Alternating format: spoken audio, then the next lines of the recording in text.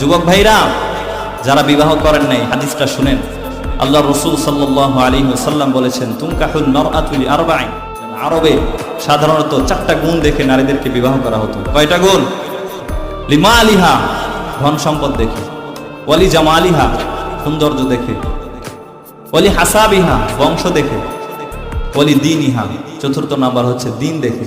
আল্লাহ রাসূল সাল্লাল্লাহু আলাইহি ওয়াসাল্লাম বলেন, ফালসার বিদাতিদ দ্বীন, তোমরা আমার উম্মতরা তোমরা দিনকে প্রাধান্য দাও, দিনদার নারী খুঁজে তোমরা ঘরে তোমাদের স্ত্রী বানাও, তাহলে ওই ঘরটা সুখময় করে দিবেন একজন, তিনি কে? আর আপনি যদি মাল খুঁজেন, টাকা খুঁজেন, টাকা সুন্দরী যদি খুঁজেন, তাহলে দেখবেন এখনকার তো মেকআপ সুন্দরী, কথা বলেন ঠিক কিনা? মেকআপও এমন মেকআপ নামছে, ওয়াটারপ্রুফ মেকআপ, বৃষ্টি পড়লেও মেকআপটা উঠবে না। বিয়ের দিন এমন মেকআপ মারবে, যদি সৌন্দর্য দেখে, সুন্দরী দেখে বিবাহ করে